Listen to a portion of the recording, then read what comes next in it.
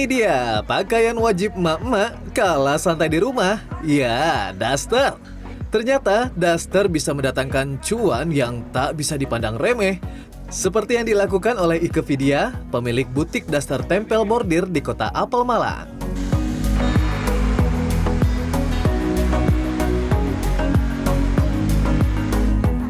Ike sebelumnya bekerja sebagai karyawan BUMN dan sang suami Andri bekerja menjadi teknisi telekomunikasi di negeri jiran Malaysia pada 2018.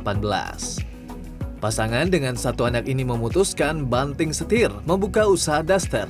Saat awal merintis, Ike memutuskan menjadi reseller salah satu produk daster. Tak sampai setahun, Ike dan suami memutuskan untuk mendirikan perusahaan daster sendiri bernama Red Tulip dengan modal dana pensiunnya. Ike memberdayakan 70-an kaum hawa di Desa Kenongo, Kecamatan Jabung, Kabupaten Malang. Mulai dari kalangan remaja hingga ibu rumah tangga. Workshop Red Tulip di Desa Kenongo ini tak pernah sepi.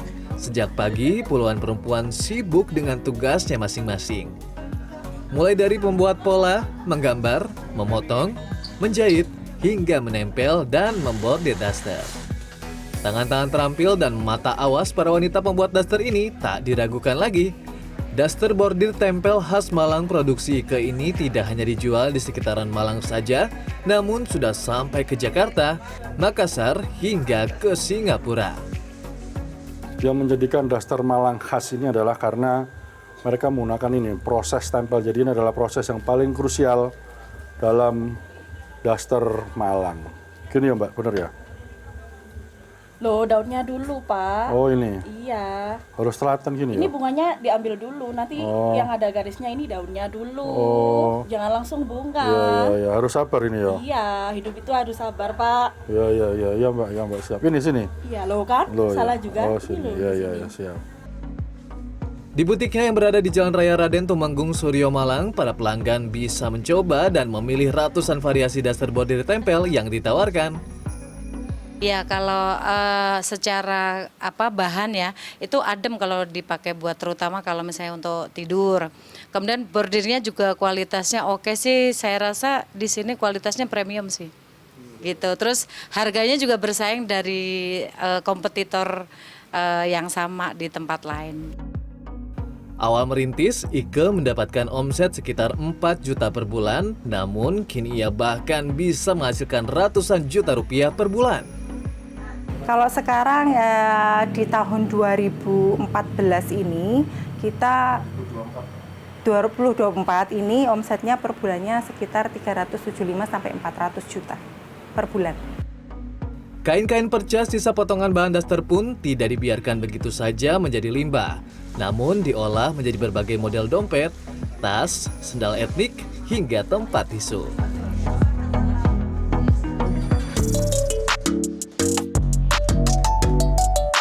Masih di Kota Arema Malang, sebuah UMKM yang berlokasi di daerah Dinoyo, Lowokwaru, Kota Malang terdapat bisnis rumahan yang didirikan oleh Nurul Hidayati, Ketua Program Studi Desain Mode Fakultas Vokasi Universitas Negeri Malang.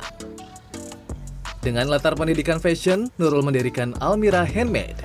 Awalnya usaha ini didirikan sebagai tugas perkuliahan. Seiring berjalannya waktu, ternyata embrio bisnis ini memberikan dampak yang luar biasa.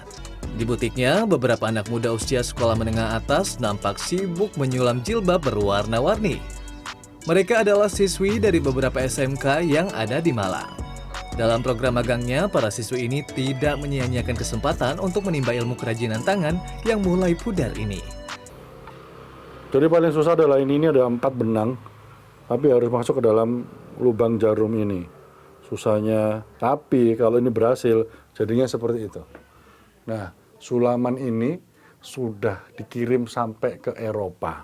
Tapi harus berhasil dulu. Saya ngeri, takut ketusuk jarum. Pernah ketusuk jarum nggak? Sering. Sakit?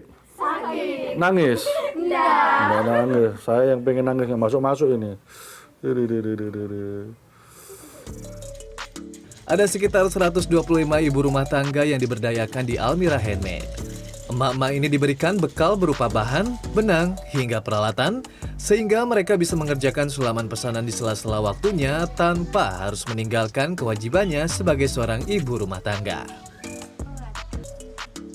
Dengan tekad terus melebarkan sayap, pola pemasaran yang lebih variatif pun dilakukan agar bisa melakukan penetrasi ke segala lapisan konsumen. Termasuk melakukan penjualan secara siaran langsung melalui marketplace. Perlahan namun pasti, turunnya penjualan dampak pasca pandemi mulai berangsur membaik. Dengan rata-rata produksi mencapai 2.000 produk fashion per bulan. Ini untuk aksen sulam. Kalau untuk negara-negara tujuan kami itu karena produk kami beragam, jadi mulai dari busana muslim sampai dengan modest wear dan juga ada produk-produk resort wear, semuanya itu memang dengan spesifikasi khas, yaitu ada handmade-nya, yaitu ada sulam tangan. Nah, itu negara jangkauan kami itu ada di Malaysia, Singapura, kemudian ada yang di Hong Kong juga, dan alhamdulillah mulai dari 2019 itu kita banyak mengekspor produk-produk kami ke Jerman. Salah satu pelanggan mengaku kerap menerima beragam komentar apik saat mengenakan jilbab buatan Almira Handmade karena dinilai memiliki karakter dan ciri khas. Yang menarik dari Almira itu adalah handmade-nya itu, yang sekarang sudah mulai ditinggalkan. Karena itu produk seni yang perlu skill tinggi. Bisnis kerajinan sulam tak hanya melulu soal cari untung dan cuan semata. Pemberdayaan masyarakat, utamanya para ibu rumah tangga, menjadi hal utama agar mereka bisa mandiri menyulam mimpinya secara berdikari. Ganjar Wicaksono, Andreas Wicaksono, Malang, Jawa Timur.